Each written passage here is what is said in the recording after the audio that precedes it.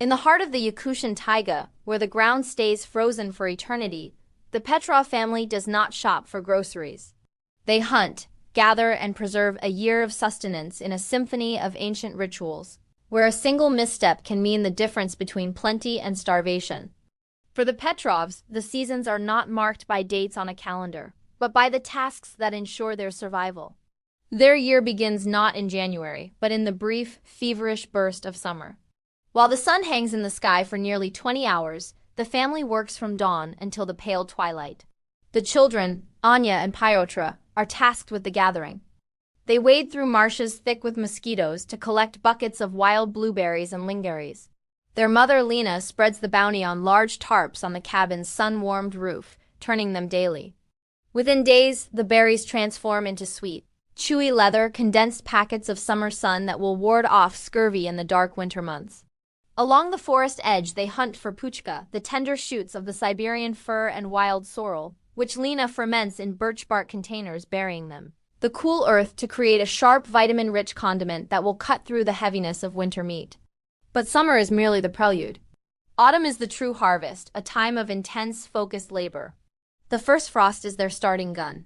Ivan, the father, has already prepared his tools.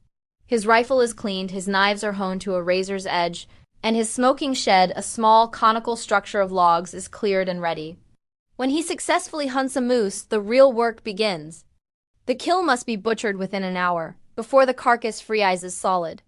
On a tarp laid over the moss, Ivan and Lena work with practiced efficiency. They separate the meat into categories: the tough cuts for stewing, the tender loins for roasting, and the massive haunches and ribs for preservation.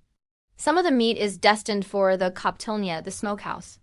Lena creates a brine from salt wild garlic and juniper berries, submerging thick strips of meat for days. Afterward, Ivan hangs them in the shed where a slow, cool fire of alder and birch chips infuses the meat with a pungent, smoky flavor and coats it in a protective, antimicrobial tar. This is kopchena, smoked meat that will last for years. But their most ingenious pantry is the world itself.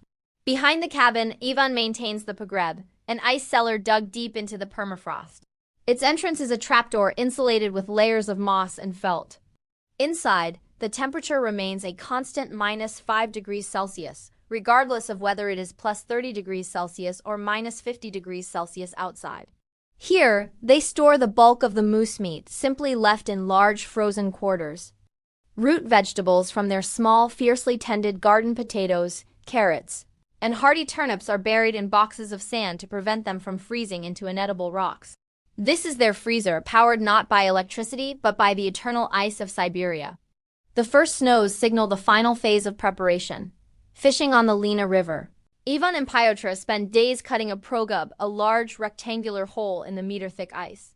Using long lines and baited hooks, they pull up scores of nelma and sturgeon. The fish freeze almost the instant they are laid on the ice. They are stacked like firewood in a special shed, a larder of frozen silver that will provide variety and essential oils throughout the long winter. When the polar night finally descends, plunging their world into a deep blue twilight for months, the Petrovs' work is done. Their cabin is not just a shelter. It is a self-contained biosphere. A typical January meal tells the story of their year. A stew simmers in the pot on the pechka, made from a chunk of last autumn's moose, a handful of sand-preserved carrots, and dried puchka for a taste of the forest. On the side, there are slabs of frozen raw fish, stroganina, shaved at the table and dipped in salt.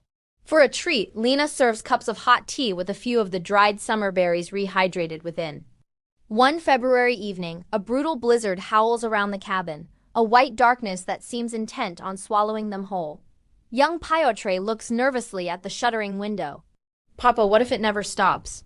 Ivan doesn't look up from the fishing net he is mending. He simply points a thick finger towards the corner of the single room, where a haunch of smoked moose hangs from a rafter, and a sack of frozen fish sits solidly on the floor. The pogreb below their feet is full. The jars of fermented greens line the shelves. "The storm will stop," Ivan says, his voice calm and steady. "It always does. We have already tamed summer and autumn. He nods towards the window. "This is just noise." In that moment, Pyotr understands. Their security was not bought but built. It was earned with every berry picked, every fish pulled from the icy river, and every cut of meat carefully smoked. They lived within a fortress of their own making, its walls built not of logs, but of foresight, its foundation the very permafrost that made life so challenging. Their pantry was the land itself, and it held enough to outlast any winter.